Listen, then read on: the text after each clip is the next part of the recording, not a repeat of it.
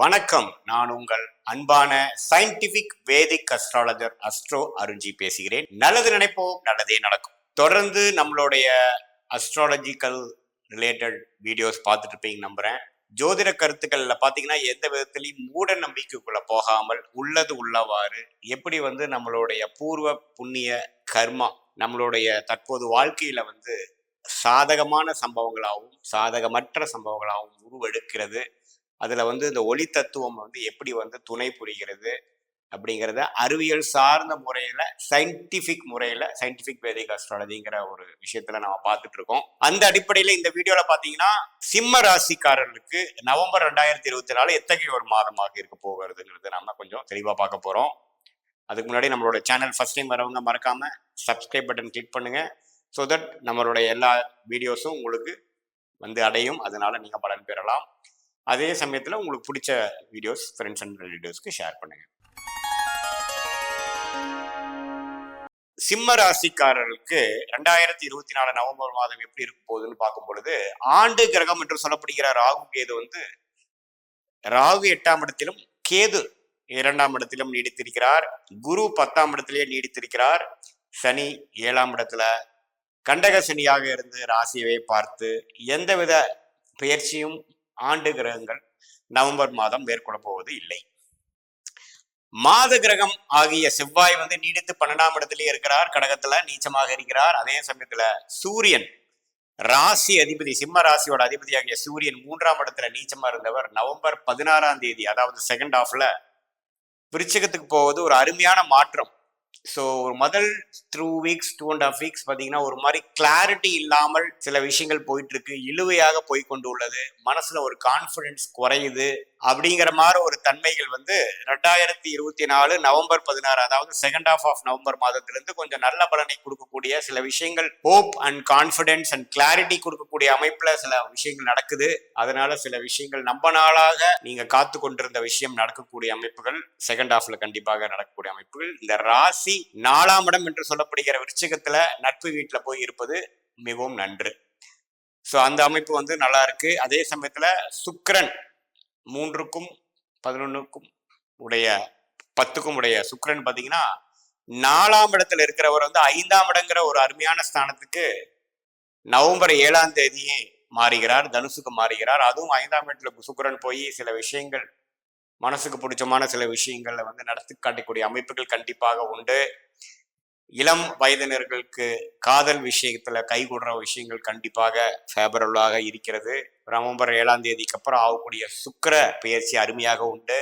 அதே சமயத்துல இல்லத்தரசிகள், நடு வயதினர், சீனியர் சிட்டிசன் எல்லாத்துக்குமே வாழ்க்கையில ஒரு உற்சாகப்படுத்தக்கூடிய ஒரு அமைப்பு கண்டிப்பாக நம்ம செகண்ட் அண்ட் தேர்ட் வீக்ல இருந்து கொஞ்சம் பார்க்கலாம். ஸோ சூரியன் நவம்பர் 16 பெயர்ச்சிடும், சுக்கிரன் 7ஆம் தேதி பெயர்ச்சிடும் பார்த்தீங்கன்னா ஒரு செகண்ட் ஹாஃப் இன்னுமே கொஞ்சம் நல்லா இருக்கு. நமக்கு ஒண்ணுமே ஒரு நல்ல கன்ஃபர்மேஷன் கிடைக்குது. அதே சமயத்துல புதன் 2க்கும் 11க்கும் கூடிய புதன் 4ஆம் இடத்திலேயே விருச்சிகத்திலே நீடித்திருக்கிறார் மாதம் முழுவதும். ஸோ அது கொஞ்சம் சில documentation, IT, software, accounts, so அது மாதிரி இருக்கக்கூடியவங்களுக்குலாம் ஒரு மாதிரியான நிலைத்த பலம், அது சம்மந்தப்பட்ட சில விஷயத்துல ஒரு நல்ல முன்னேற்றத்தை கொடுக்கக்கூடிய அமைப்பு கண்டிப்பாக உண்டு.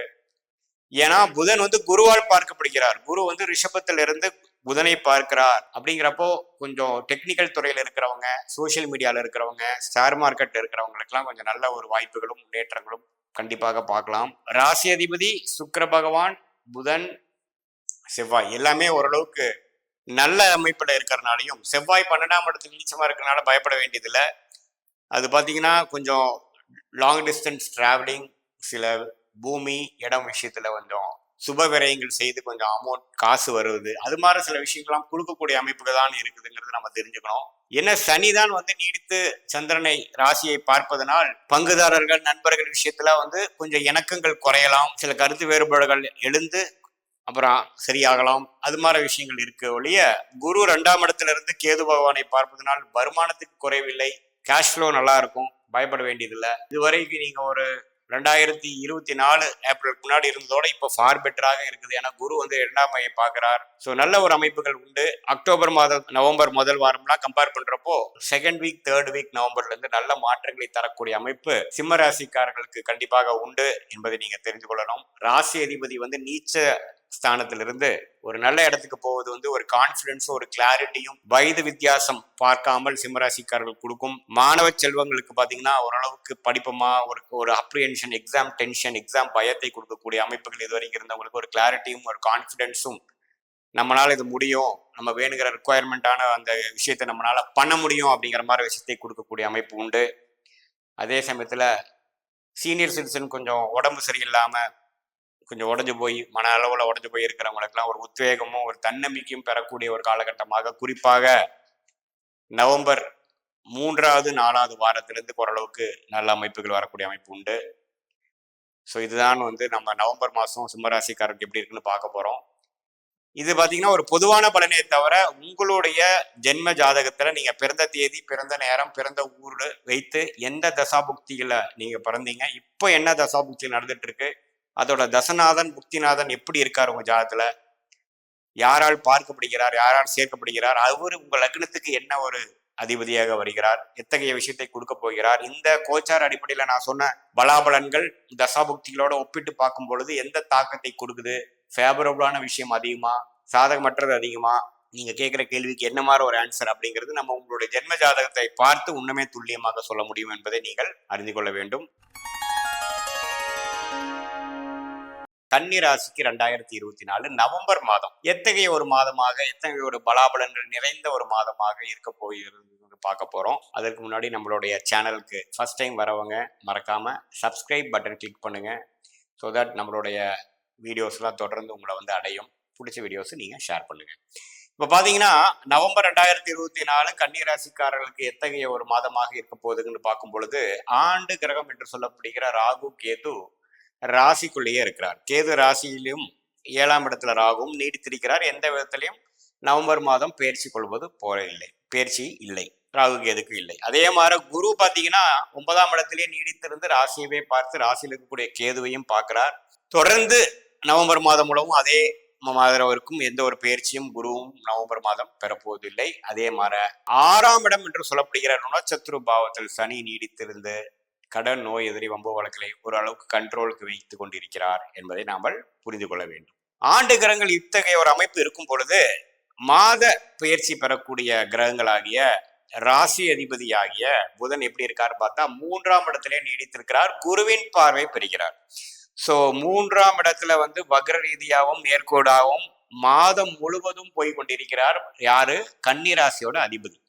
ஸோ அப்படி ஒரு ராசி அதிபதி வந்து 3ஆம் இடத்துல விருச்சிகத்துல இருக்கிறது, விருச்சிகத்துக்கு அவர் ஆகாத வீடோ அப்படின்னு நீங்க நினைச்சாலும் குருவின் பார்வை வந்து ஒரு நல்ல ஒரு கான்பிடன்ஸும் நல்ல ஒரு பலாபலன்களும் ஜாதகரை வந்து கொஞ்சம் விறுவிறுப்பா நல்ல ஒரு புத்திசாலித்தனத்தை கன்னிராசிக்கே உள்ள ஒரு புத்திசாலித்தனத்தையும் கூர்ந்து கவனிக்கக்கூடிய ஒரு அமைப்பும் ஒரு கிளாரிட்டியோட திங்க் பண்ணக்கூடிய அமைப்பை யூஸ் பண்ணி நல்ல ஒரு பலன்களை கொடுக்கக்கூடிய அமைப்பு நவம்பர் மாதம் முழுவதும் இருக்குதுன்னு தெரிஞ்சு கொள்ள வேண்டும்.